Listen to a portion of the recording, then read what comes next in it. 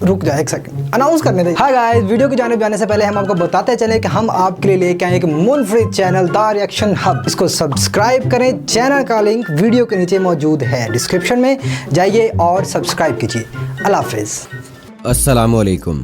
तालिबान ने बगैर जंग ही भारत को बड़ी नाकामी से दो चार कर दिया। पाकिस्तान के खिलाफ घनाउने मंसूबे का बेड़ा गर्क कर दिया। रा और अजीत डोल मुंह तकते रह गए। चंद दिन पहले अफगान तालिबान के बयान को तोड़ मोड़ कर पेश किया गया कि वो कश्मीर में कार्रवाइयां करने जा रहे हैं। मीडिया पर अफगान तालिबान से मंसूब एक पर्चा गर्दिश कर रहा है जिसमें गज़वा हिंद का ऐलान किया गया है, लेकिन ऐसी खबरों में कोई हकीकत नहीं है। सोशल मीडिया पर ऐलान बराए गज़वा हिंद के नाम से गर्दिश करने वाले पर्चे को अमारत इस्लामिया अफगानिस्तान से मंसूब किया गया है। इस ऐलान में कहा गया है इंशाअल्लाह ईद उल फितर के बाद अफगान तालिबान बाकायदा हिंदुस्तान पर जहाद का आगाज करेंगे, जिसमें अस्करी हमलों के साथ फिजाई हमले भी किए जाएंगे। हिंदुस्तान के मुसलमानों को खुशखबरी है कि तैयार रहो, हिंदुस्तान पर एक बार फिर इस्लाम गालिब आने वाला है, इसलिए जहाद के लिए तैयार रहो।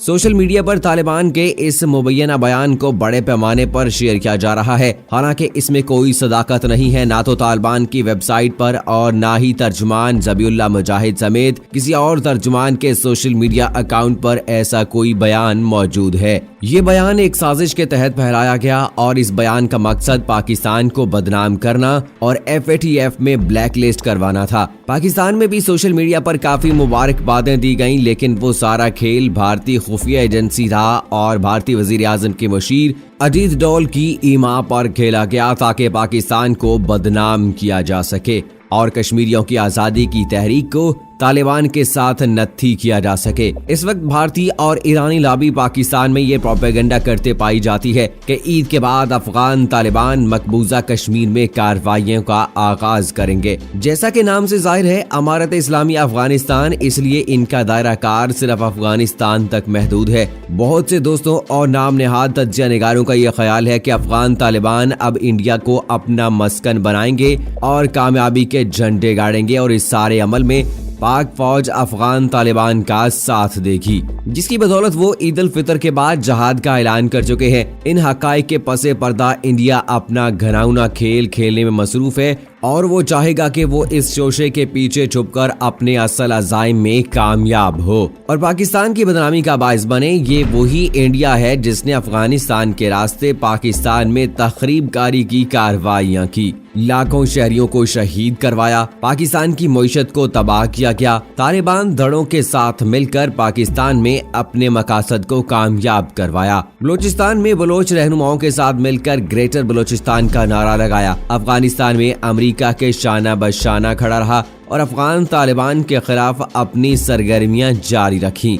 लेकिन जब उन्हीं तालिबान के साथ मुज़ाकरात की बात आई तो अमेरिका ने मुंह तक नहीं लगाया और इस सारे अमल में इंडिया को दूर रखा और पाकिस्तान की शिरकत यकीनी बनाई। इंडिया को अमेरिका का ये रवैया नागवार गुजरा और ये सारे शिकवे शिकायतें लेकर अमेरिका के सामने रख दें। अमेरिका ने हरी झंडी दिखा दी कि वो अफगान तालिबान के साथ खुद से अमन मुज़ाकरात कर सकता है।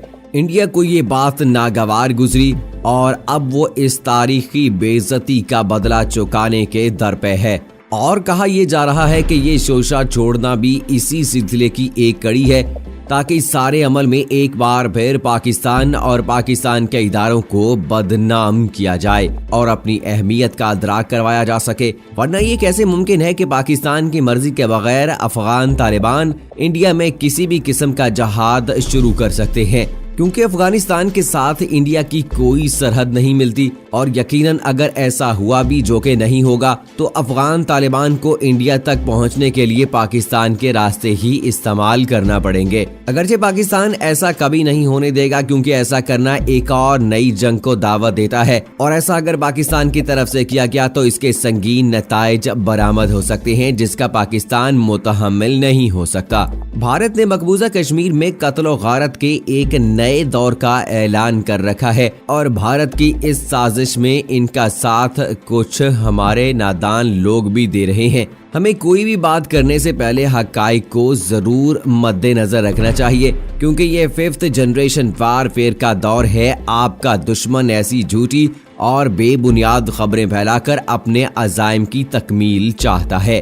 وہ نہیں چاہے گا کہ آپ کے ملک میں امن ہو، آپ ترقی کریں۔ وہ ایسی خبریں پھیلا کر آپ کے ذہنوں میں ایسی باتیں ڈال کر اپنی ناکامیوں کو چھپانے کی کوشش کرے گا۔ یقیناً یہ دشمن کا ہی پیدا کیا ہوا وہ کھیل ہے جس میں ہم انڈیا کو بھرپور معاونت کے ساتھ ان مقاصد میں کامیاب ہونے کے لیے مواقع بھی فراہم کر رہے ہیں۔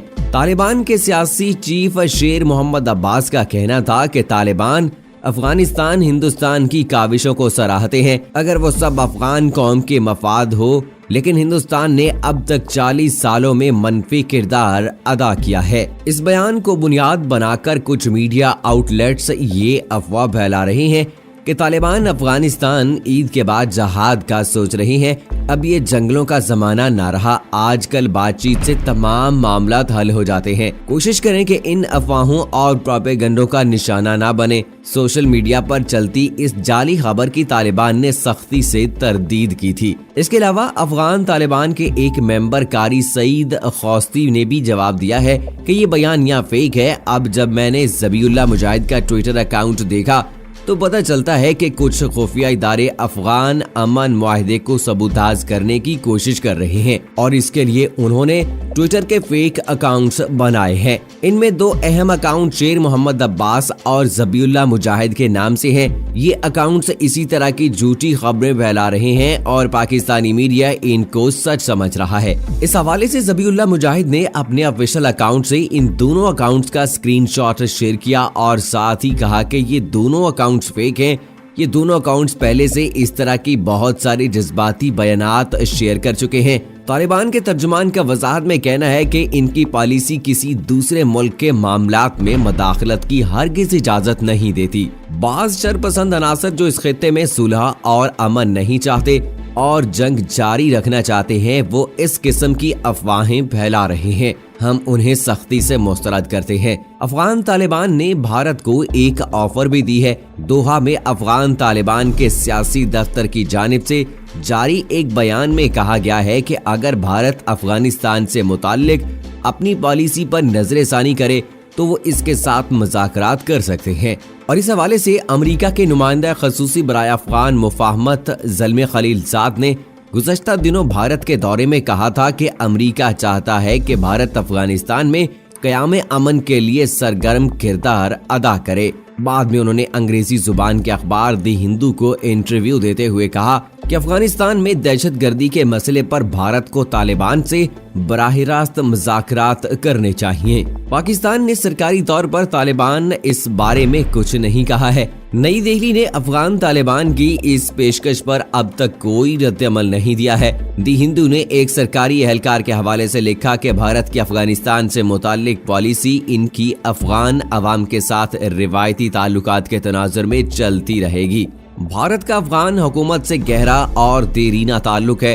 وہ افغانستان کی ترقی کے کام میں بھرپور مدد کر رہا ہے۔ افغان فوج کی تربیت کے سلسلے میں بھی اس کا اہم کردار رہا ہے۔ تو اس سب کے باوجود وہ افغان حکومت کے مخالفین کے ساتھ مذاکرات کی میز پر کیوں کر بیٹھنا چاہے گا؟ اس وقت بھارت میں مسلمان اقلیت کے ساتھ جو کچھ ہو رہا ہے، اس کے پیش نظر اسے یہ خطرہ بھی لاحق ہو سکتا ہے کہ اگر وہ طالبان کے ساتھ بیٹھے گا تو شاید بھارت میں مسلمانوں کی حوصلہ افزائی ہو اور وہاں کوئی تحریک وغیرہ شروع نہ ہو جائے۔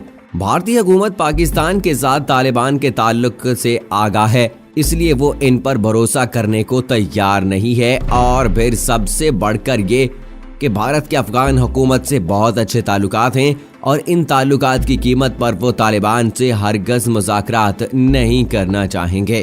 یہی وجہ ہے کہ انڈیا نے دوسرا راستہ اختیار کیا اور سازش کرتے ہوئے پاکستان اور طالبان دونوں کو بدنام کرنے اور امن دشمن قرار دینے کے لیے سارا پروپیگنڈا کیا، لیکن طالبان کی جانب سے تردیدی بیان پر انڈیا کو منہ کی کھانا پڑی، بلکہ طالبان کی امن آفر نے انڈیا کی چال اسی پر الٹ دی اور انڈیا اب سوائے پچھتاوے کے کچھ بھی نہیں کر سکتا۔ تو دوستو، اس بات سے تو ہم بخوبی واقف ہیں کہ یہ کوئی نئی بات نہیں ہے کہ بھارت نے ایسا پروپیگنڈا کیا ہے، کیونکہ بھارت نے ہمیشہ کیا ہی ایسا ہے اور مسلمانوں کو آپس میں لڑوانے کی کوشش کی ہے، اور مسلمانوں کو چاہے وہ کشمیر میں رہنے والے ہوں یا بھارت میں رہنے والے ہوں، उन पे जुल्म सितम और जुल्म जबर ही किया है, लेकिन आखिर ये जुल्म कितने दिन चलेगा? जुल्म भी मिट जाता है और जालिम भी मिट जाता है, देर नहीं लगती है। अब वो दौर नहीं रहा, अब 5th जनरेशन वारफेयर का दौर चल रहा है और दोनों ममालिक एटमी ताकत हैं। अगर पाकिस्तान के साथ पंगा लेता है भारत तो यकीनी तौर पर यह कहा जा सकता है